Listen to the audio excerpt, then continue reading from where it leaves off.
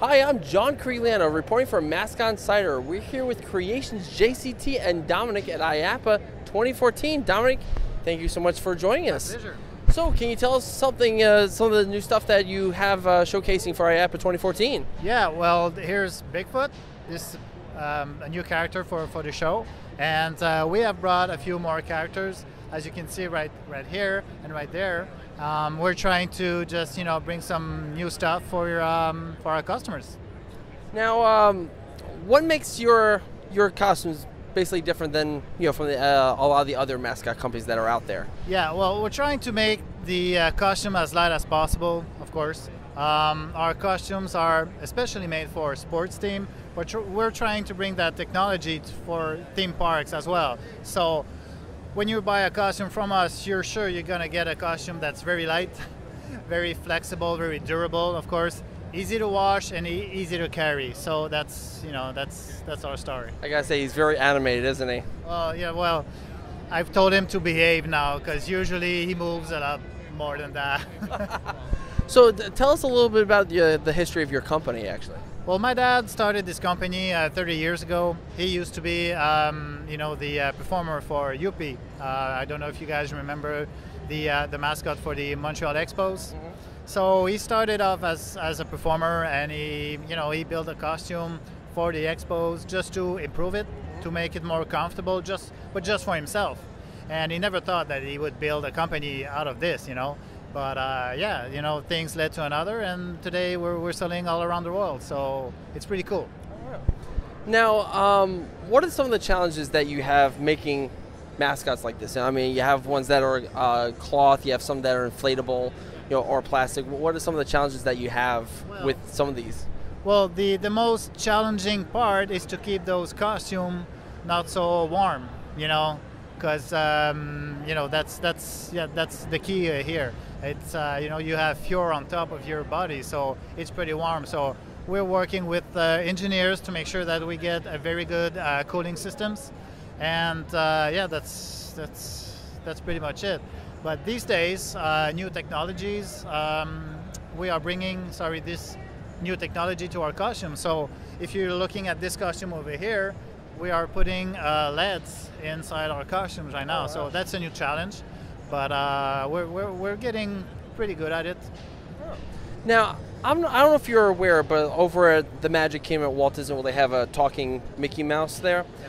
How do you think technology actually kind of impacts, or where do you think, more of like, how do you think technology will foresee like this, mascots in the future and whatnot? Yeah, I think it's pretty cool. Those new gadgets, I think the clients are gonna love it. For me, a talking mascot is cool too, though I know that my performers won't like it at all, because they like to be anonymous. Exactly, yeah, and they love to just trying to get people understand what they're saying just by signs, and that's pretty funny. So I think, more technology brings more ideas, bring more stuff. So yeah.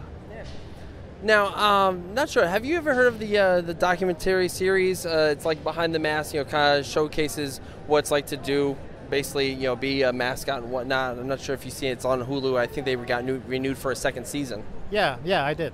Well, and what are your thoughts about that? You think it's kind of pretty cool? It kind of gives us an insight of what it's really like. Exactly, and also it shows people how tough it is to do that kind of work. Yeah. Because and we've been struggling with those issues over the past years. I mean, people love to see a mascot, but sometimes they're gonna hit on it, or they're gonna just pick on it or whatever. But they have to remember there's a person inside. Sorry. And we have to be careful about that, Yeah, well, a lot of people don't realize that, it's almost acting like you're almost like a mime. So you almost have to act without doing any talking whatsoever. So you have to really be really animated. Yeah, that's a challenge. But you're also dealing with heat. You're dealing with a lot of kids. So you have to be patient. You have to be, in good shape. And, so all those things all together. I guess he loves the kids, doesn't he? Yes, he does. He loves the kids. So, of course, our wonderful teleprompter is really awful. Actually, other question. where do you think you see your company about 5 or 10 years down the road?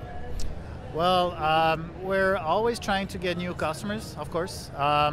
We are dealing with a lot of new people, a lot of new culture, and that's pretty cool to just teach all those new culture how to use our costumes and to react to different kind of people. There's a way to react with children, and there's a way to react with adults and seniors. So we're here for that. So I hope I will be traveling a lot in the next few years. Now, before we go, you want to let our viewers know where people can find your wonderful mascots and how they can get in touch with you? I would suggest to go on my website at www, of course, .mascots.com. Be careful, mascots at MASCOTTES, because it's the French way of writing it. So that's why. Do you happen to have a Twitter or Facebook as well? We do have a Facebook page, yes. And so you can find it on Creations JCT. Well, not just again, just go on the website and yeah, everything's available right there. All right. So thank you so much to Dominic from Creations JCT, and this has been John Krieglander reporting from IAAPA 2014 for MascotInsider.com. Beautiful. Thank you so much. Oh, that was okay. That was.